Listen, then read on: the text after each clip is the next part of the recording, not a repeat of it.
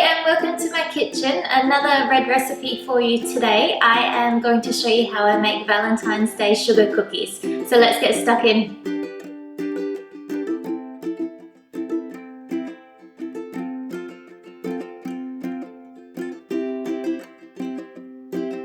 The ingredients I'll be using today for these red velvet cookies are 2 1/4 cups of plain flour, 1/4 cup of cocoa powder, half a teaspoon of bicarbonate of soda.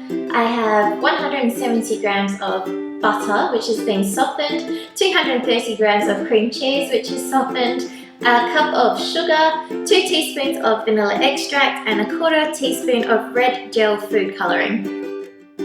First step is to mix together the flour, cocoa powder and the bicarbonate of soda and then set that aside. Next I'm going to beat together the butter, cream cheese, sugar, vanilla extract and red food colouring until it's light and fluffy. I am now going to add the flour just gradually until it's well combined. Okay, I'm going to divide this dough into 3 and then wrap it in some cling wrap and pop it in the fridge for 2 hours. Okay, I have my oven preheating at 170 degrees Celsius. I'm going to roll out the dough between 2 sheets of baking paper until it's about 5 millimeters thick, and then cut out these little love heart shapes and pop them on a baking tray. These ones are going into the oven for 10 minutes, and then I'm going to allow them to cool on the tray for 2 minutes and completely cool on a wire rack.